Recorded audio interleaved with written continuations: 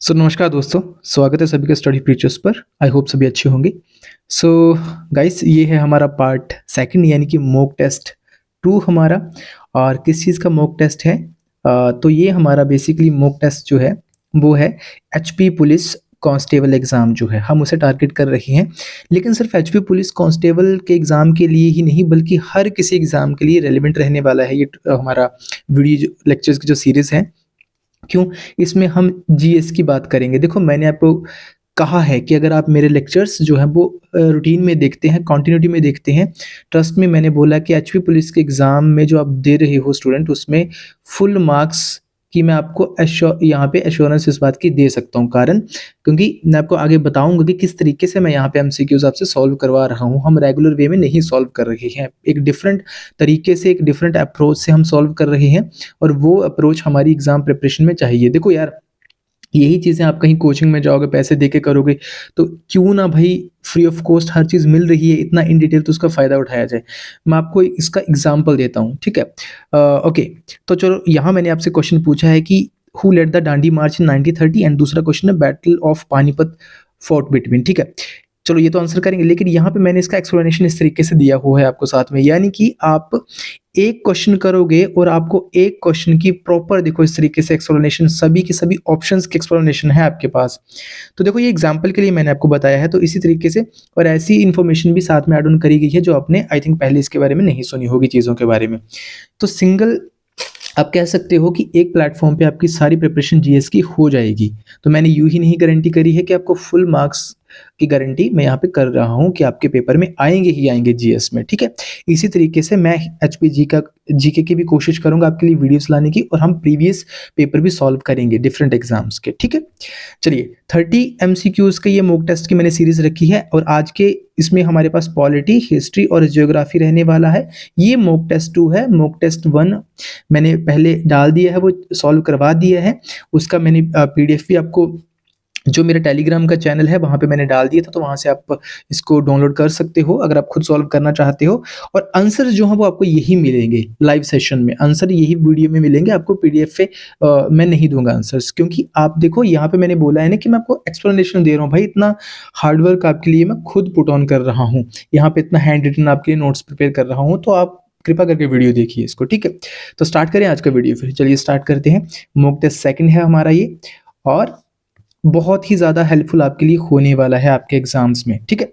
तो पहला question solve करते हैं। Who was the first governor general of India? पहला गवर्नर जनरल इंडिया का कौन था? ठीक है? सो लॉर्ड डलहौजी है, लॉर्ड माउंटबेटन है ऑप्शन, वॉरेन हेस्टिंग्स है, लॉर्ड वेलेस्ली है। यहाँ पे मैं एक और बात बता दूं, मैंने कुछ क्वेश्चंस यहाँ पे रिपीट भी करे हैं। क्यों? मैंने प्रीवियस आपको वीडियो में कहा था कि भैया आप ऐसा करना, इनके आंसर्स देना कमेंट बॉक्स में।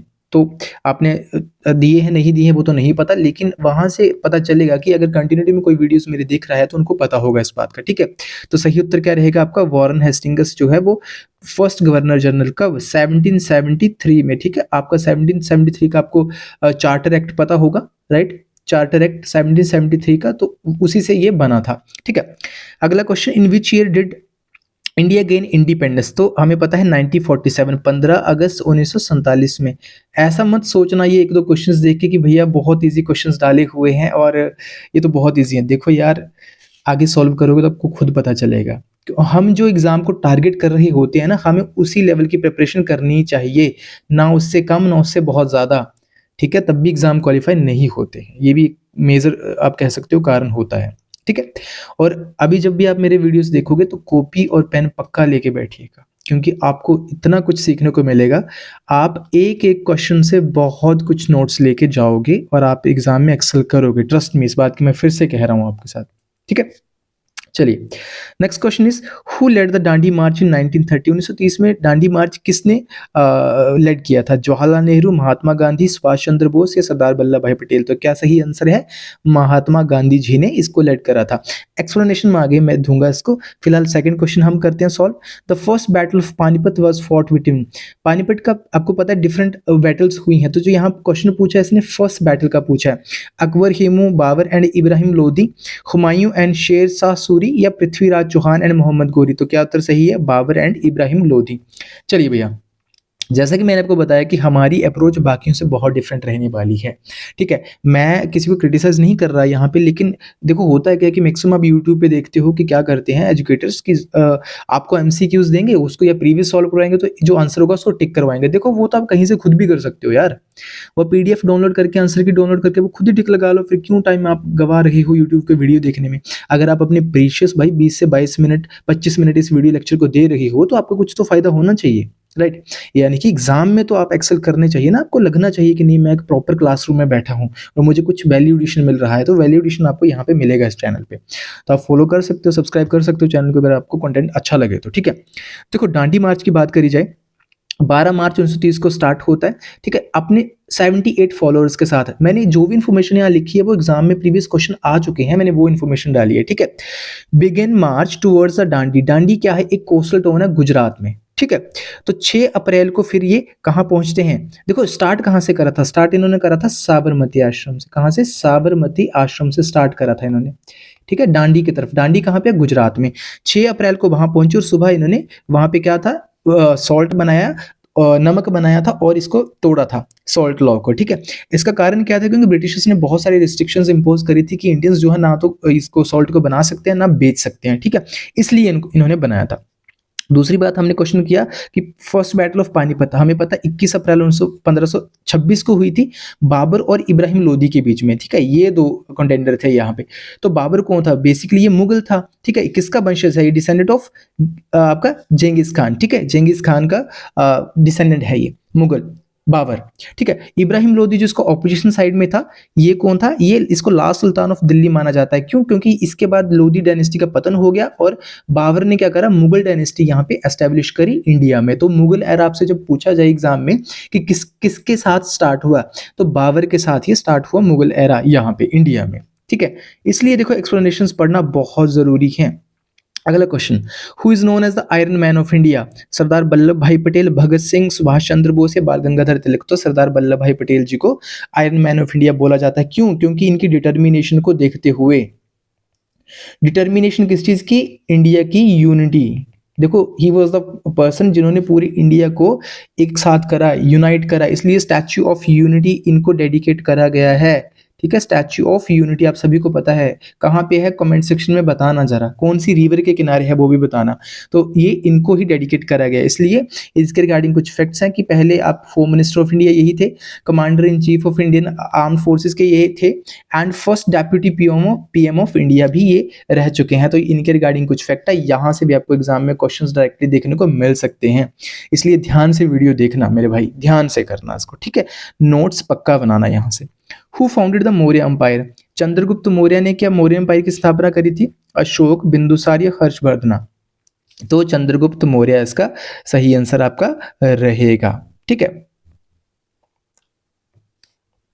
चलिए जी, नेक्स्ट क्वेश्चन हमारे पास है, which was the capital of Mughal umpire during Akbar rain?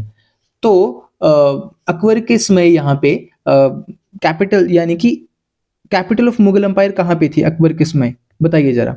Delhi, Fatehpur Sikri या कौन सा ऑप्शन आपके पास यहाँ पे सही है? तो दिल्ली, फतेहपुर सिकरी, आगरा या लाहौर? तो आपका उत्तर क्या सही रहने वाला है? फतेहपुर सिकरी। अकबर के समय यहाँ पे क्या था? बेसिकली ये इनकी कैपिटल थी फतेहपुर सिकरी। इसके समय? अकबर के समय, ओके?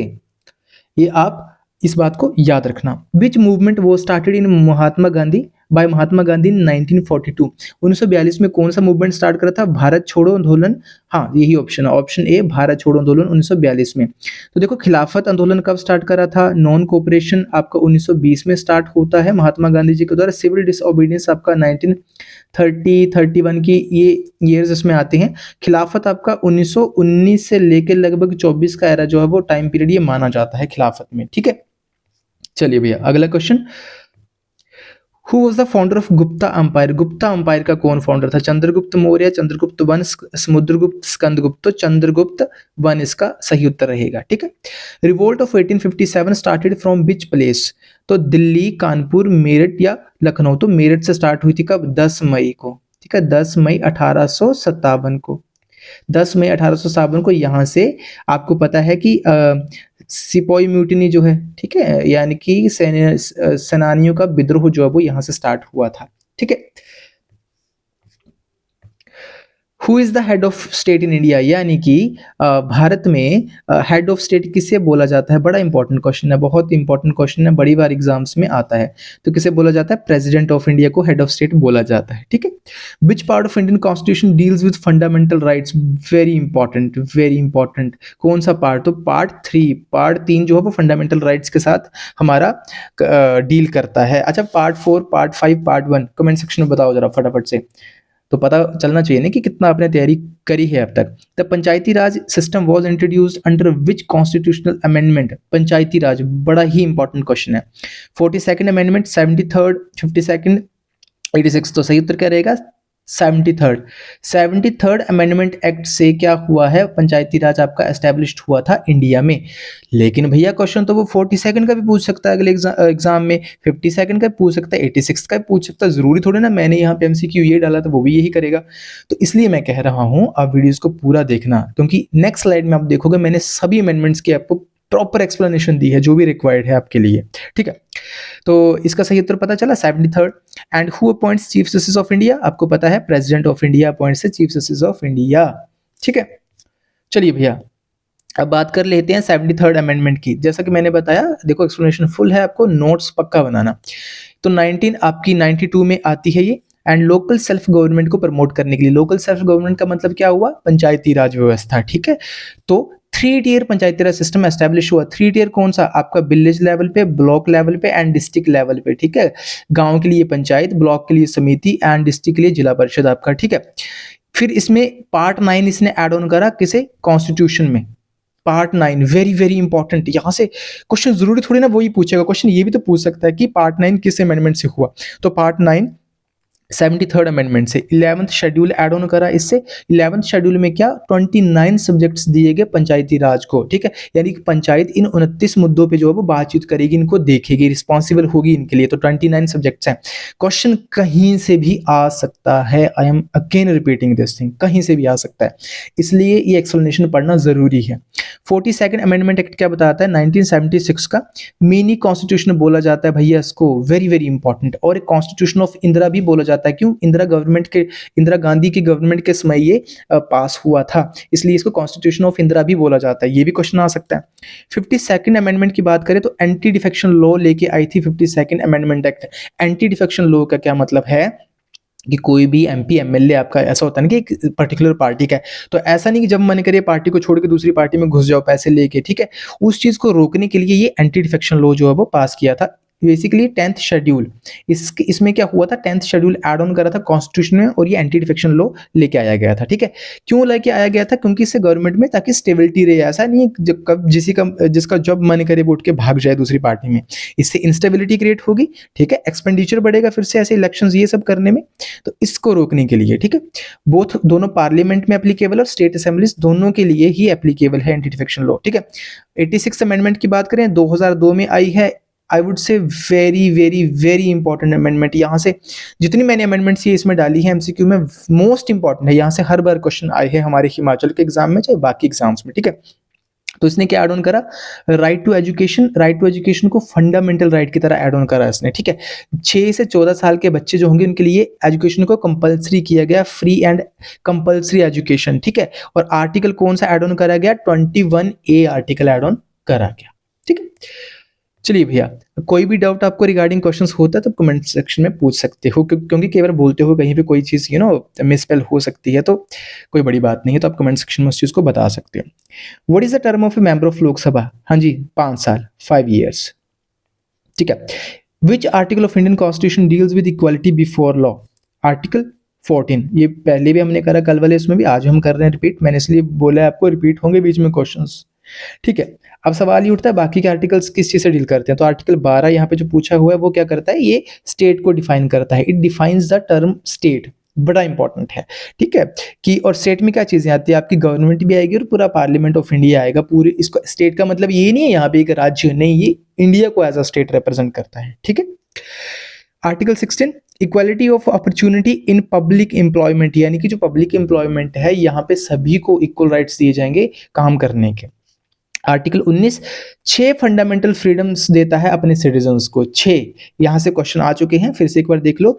एक तो स्पीच एंड एक्सप्रेशन की, असेंबली पीसफुली यानी किसी चीज़ के लिए आप पीसफुली असेंबल हो सकते हो। एसोसिएशन, आप अपनी एक एसोसिएशन बना सकते हो, ठीक है। एंड मूव फ्रीली, देश में कहीं पे भी किसी भी स्टेट में आप आ जा सकते हो, कोई रिस्ट्रिक्शन नहीं है। रिसाइड एंड सेटल, बिल्कुल देश के किसी भी कोने में आप बस सकते हो जाके, कोई बड़ी बात नहीं है। एंड प्रैक्टिस ऑफ प्रोफेशन, आप कोई भी प्रोफेशन अपनी मर्जी का चुन सकते हो, आपको इसमें किसी की परमिशन लेने की आवश्यकता नहीं है। You are very much free to do that, ठीक है। तो पता चला 12, 14, 16, 19 आर्टिकल। देखो जो भी मैंने बोला ना, आपको ऑप्शंस होंगी, आप यहाँ पे करके जाओगे, उन ऑप्शंस को रिवाइज करके जाओगे, ठीक है। Election commission of India is responsible for conducting elections to, हाँ भैया इस क्वेश्चन को सॉल्व करके बता दो जरा। सॉल्व कर जाओगे तो जो स्टूडेंट सॉल्व करेंगे ना, तो उनके चांसेस हैं कि वो इस बार एचपी पुलिस कांस्टेबल का एग्जाम जो है वो फाड़ देंगे भैया, ठीक है।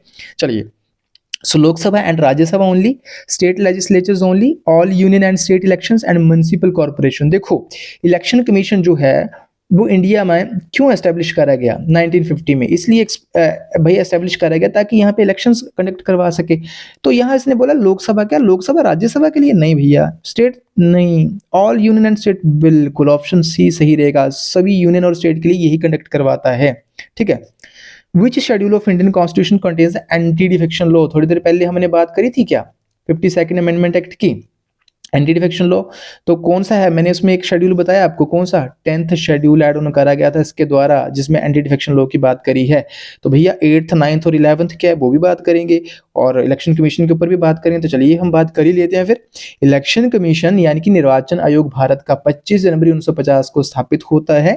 कॉन्स्टिट्यूशनल बॉडी है, ये चीज होना बड़ा जरूरी है। जो भी गवर्नमेंट बॉडीज होती है ना, कौन सी, जो गवर्नमेंट बॉडीज होती हैं, उनके बारे में ये आपको सवाल जो है बड़ी बार देखने को ऐसे मिलते हैं, ठीक है। कॉन्स्टिट्यूशनल बॉडी संवैधानिक बॉडी है, मतलब union and state election conduct करवाएगा कंट्री में, Lok Sabha, Rajya Sabha, state legislative assembly, president and vice president की भी कंडक्ट करवाएगा, ठीक है। ये इनकी जिम्मेदारी होती है। अब बात कर लेते हैं शेड्यूल्स की जो पूछे हैं। 9th शेड्यूल, 10th का तो हमें पता चल गया एंटी डिफेक्शन लॉ। तो 9th शेड्यूल में क्या है, ये ऐड ऑन कराया गया था फर्स्ट अमेंडमेंट एक्ट ऑफ 1951 के द्वारा, है ना। अब उसके बाद हमारे पास 11th शेड्यूल, 11th शेड्यूल हमारा 73rd अमेंडमेंट एक्ट ऑफ 1992 में ऐड ऑन करा गया था। ये क्या बताता है, ये panchayati, in order to empower the panchayati व्यवस्था को सुदृढ़ करने के लिए ये हुआ था लागू, ठीक है। इसमें मुख्य चीजें क्या है आपको याद रखने वाली, 11th शेड्यूल में क्या चीजों के ऊपर स्ट्रेस करा गया, agriculture, land improvement, animal husbandry, education, rural electrification. तो ये सब किसके काम है, पंचायत के काम है। अब पता चला लिंक कैसे होता है, ठीक है। अगला question, who was the chairman of drafting committee of the Indian constitution. Drafting committee का चेयरमैन था, हमें पता है, डॉक्टर BR अम्बेडकर इसके चेयरमैन थे। ड्राफ्टिंग कमेटी क्यों बनाई गई थी, कॉन्स्टिट्यूशन फ्रेम करने के लिए, यानी कि भारत के लिए एक संविधान बनाओ, ठीक है। What is the minimum age of a person to become prime minister, ये मैंने पिछले मॉक टेस्ट में डाला था। तो सही उत्तर क्या रहेगा, 25 ईयर्स, 25 वर्ष जो है वो मिनिमम एज चाहिए, ठीक है। बट प्रैक्टिकली ऑन ग्राउंड ये पॉसिबल नहीं होता, ठीक है। Which is the longest river in India, पिछले मॉक टेस्ट में था बड़ी रिवर कौन है। तो बड़ी जब भी आता है ना, ऐसा आता है ना कि बिगेस्ट, लार्जेस्ट पूछा जाता है आपसे, तो लार्जेस्ट वो हमेशा एग्जामिनर आपसे वॉल्यूम वाइज पूछता है, ठीक है। लॉन्गेस्ट जब होता है तो वो मेंशन कर ही देता है। तो सबसे लंबी नदी गंगा है। Which is the largest desert in India, तो हमें पता है भैया थार डेजर्ट, ठीक है। गाड़ी से याद रखोगे थार से, मस्त मस्कुलर SUV है ना वो, ठीक है। Which Indian state has the longest, आप कह सकते हो, coast line. Very very important question, very important question. Tamil Nadu, Gujarat, Maharashtra, Kerala. तो सही उत्तर क्या रहेगा, गुजरात। गुजरात की लॉन्गेस्ट कोस्ट लाइन है, तो this will be the right question, ठीक है। The tropic of cancer does not pass through which of the following states, Rajasthan, Orissa, Madhya Pradesh, West Bengal. तो मैंने प्रीवियस मॉक टेस्ट में जो हमारा हुआ था उसमें मैंने आपको बोला था कि जो ट्रॉपिक ऑफ कैंसर कौन सी स्टेट से पास ऑन करती है, मैंने बताए थे आपको 8 स्टेट्स। तो वो आपको याद करनी है। मैंने ये भी एक साथ में बोला था कि आपको सीक्वेंस याद करना है इनका, chronology, east to west, west to east, यहाँ से क्वेश्चन आते हैं, ठीक है। तो बताओ जरा कौन कौन सी स्टेट, इसने पूछा कि डज नॉट पास, हाँ जी। तो राजस्थान, उड़ीसा, मध्य प्रदेश, वेस्ट बंगाल। तो इसका सही उत्तर क्या रहेगा, उड़ीसा, ठीक है। उड़ीसा से पास ऑन नहीं करती है। अब इसके लिए हमें पता होना चाहिए कहाँ कहाँ से पास करती है। तो चलिए भैया पहले हम बात करें कोस्टल स्टेट्स की। तो कोस्टल स्टेट्स हमारी गुजरात है, महाराष्ट्र है, गोवा है, कर्नाटका है, केरला है, तमिलनाडु, आंध्र प्रदेश, उड़ीसा और वेस्ट बंगाल। ये हमारी कोस्टल स्टेट्स हुई। तो कोस्टल स्टेट्स गिन लो कितनी है, ये भी क्वेश्चन आ सकता है। 1 2 3 4 5 6 7 8 9, यानी कि 9 राज्य आपके क्या हो गए, कोस्टल स्टेट्स आपकी हो गई, ठीक है। तो अब मैं यहाँ पे आपको मैंने बोला हिमाचल प्रदेश में एक आजकल बड़ा चल रहा है ट्रेंड की क्रोनोलॉजी पूछी जाती है, सबसे ज्यादा गुजरात की, उससे कम आंध्र प्रदेश की, उससे कम तमिलनाडु की, उससे कम महाराष्ट्र की, ठीक है। ये आपका सीक्वेंस है, इस सीक्वेंस को इस तरीके से ही आपने याद करना है, इसलिए मैंने यहाँ पे लगाया हुआ है आपके लिए। अब चलिए हम बात करें ट्रॉपिक ऑफ कैंसर की, क्यों इसके बारे में जानना इंपॉर्टेंट है। देखो 8 राज्यों से होकर निकलती है, 17 कंट्रीज से होकर निकलती है, वेरी इंपॉर्टेंट इन्फॉर्मेशन, ठीक है। ईस्ट टू वेस्ट अगर इसके हम देखें क्रोनोलॉजी, तो सबसे पहले गुजरात, गुजरात के बाद राजस्थान, राजस्थान के बाद मध्य प्रदेश, छत्तीसगढ़, झारखंड, वेस्ट बंगाल, फिर त्रिपुरा और फिर मिजोरम। ये देखो बेसिकली ये इसका सीक्वेंस मैंने यहाँ पे बताया है और आपने इसी तरीके से करना है। अब एग्जामिनर अगर वेस्ट टू ईस्ट पूछ ले तो आप यहाँ से स्टार्ट कर दो, इस तरीके से स्टार्ट कर दो, ठीक है। त्रिपुरा में एक उदयपुर जगह का नाम है, मैंने क्यों बोला है ये बड़ा इंपॉर्टेंट आपको याद रखना है। त्रिपुरा में उदयपुर से निकल होती हुई जाती है, ये क्लोजेस्ट सिटी है ट्रॉपिक ऑफ कैंसर से इंडिया में, पूरे इंडिया में कोई क्लोजेस्ट सिटी है जो ट्रॉपिक ऑफ कैंसर के एकदम पास है, तो वो कौन सी है आपकी, उदयपुर है, ठीक है। मिजोरम में चंपाई से निकलती है ये। बाकी एक बड़ा कॉन्सेप्ट यहां से पूछा जाता है माही रिवर का, माही रिवर इसको 2 बार क्रॉस करती है ट्रॉपिक ऑफ कैंसर को। ये देखो पहली बार आपकी मध्य प्रदेश में करती है, फिर गुजरात में, लेकिन भैया आप बोलोगे कि गुजरात तो पहले आता है, लेकिन आपको पता होगा माही जो है वो आपकी क्या है, आपकी बेस्ट फ्लोइंग रिवर है, बेस्ट फ्लोइंग रिवर, ये ईस्ट फ्लोइंग नहीं है, पश्चिम की तरफ बहने वाली नदी है ये, ठीक है। तो ईस्ट और वेस्ट फ्लोइंग रिवर्स में से भी क्वेश्चन आता है, तो ये भी आपको चीजें याद रखनी है, ठीक है। अगला question, which is the smallest union territory of India by area, हाँ जी तो लक्षद्वीप होगी, ठीक है। बिगेस्ट बताओ जरा कौन सी है।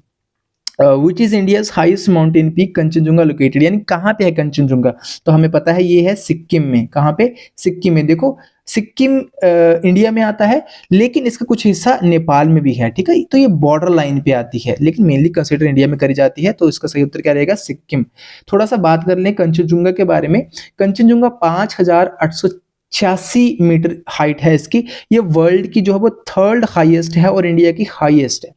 इंडिया की हाईएस्ट और वर्ल्ड की 3rd हाईएस्ट है, सिक्किम में होगी। और नेपाल का एक डिस्ट्रिक्ट है जहां इसका वेस्टर्न हिस्सा जो है वो वहां पे है, वो कौन सा है, तापलेजंग, तापलेजंग डिस्ट्रिक्ट जो है नेपाल का है, वहां पे इसका ये वेस्टर्न साइड आती है, तापलेजंग में, ठीक है। इसका एक बहुत ही इंपॉर्टेंट नाम है 5 ट्रेजर्स ऑफ स्नो। क्यों बोला जाता है 5 ट्रेजर्स ऑफ स्नो, क्योंकि इसकी 5 इंपॉर्टेंट पीक्स हैं, ठीक है, 5 इसकी इंपॉर्टेंट चोटियां हैं, इसलिए इसको क्या बोला जाता है, 5 ट्रेजर्स ऑफ स्नो बोला जाता है।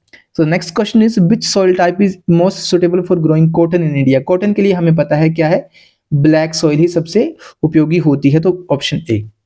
विच river is known as sorrow of Bihar, Kosi नदी। तो भैया सिर्फ बिहार का ही सोरो थोड़ी है, बाकी भी तो परेशान है, तो ये भी पता होनी चाहिए, तो ये लिस्ट जी के रिगार्डिंग है। कोसी नदी सोरो ऑफ बिहार, दामोदर सोरो ऑफ वेस्ट बंगाल, महानदी सोरो ऑफ उड़ीसा, आपकी एक बड मेरू है आपकी, ठीक है। बड मेरू रिवर है, एक रिवर मतलब नाला है, एक काइंड ऑफ समझ सकते हो, छोटी रिवर है। सोर ऑफ विजयवाड़ा बोला जाता है इसको, क्यों, यहाँ पे बहुत तबाही लेके आता है, यहाँ पे नुकसान करता है इसलिए, ठीक है, बड मेरू। ब्रह्मपुत्र सोर ऑफ असम बोला जाता है, या रिवर ऑफ सोर भी बोला जाता है नॉर्थ ईस्ट के स्टेट्स में। चलिए भैया आज का लास्ट क्वेश्चन हम करेंगे, which Indian state is known as land of 5 rivers. Previous आपके मॉक टेस्ट में भी मैंने क्वेश्चन पूछा था, तो पंजाब मैंने बताया था, पंजाब का मतलब क्या है, पंज मतलब 5, आपका मतलब दरिया पानी, तो 5 दरिया की भूमि, ठीक है। What is total number of states in India, हाँ जी कितनी total number of states in India, 28 है ना, तो पता है ना 28 है। केंद्र शासित प्रदेश कितने, यानी कि यूटीज कितनी है हमारे पास, सॉरी यूटीज कितनी है हमारे पास, बताओ जरा, वो भी कितनी है, 8 है। तो भैया ये था आज का हमारा इंपॉर्टेंट लेक्चर। आई होप आपको मजा आया होगा अगर आपने पूरा लेक्चर देखा है, ठीक है। मजा आया तो चैनल को सब्सक्राइब कर सकते हैं, क्योंकि इस तरीके से ही आपको फुल एक्सप्लेनेशंस के साथ वीडियोस मिलने वाले हैं। और मैंने जैसे कि प्रॉमिस करा है कि आपको फुल मार्क्स जीएस में इस पेपर में करने ही करने हैं स्कोर, तो वो उसी में ही आपको बहुत हेल्प करेगा, ठीक है। Thank you so very much, have a great day.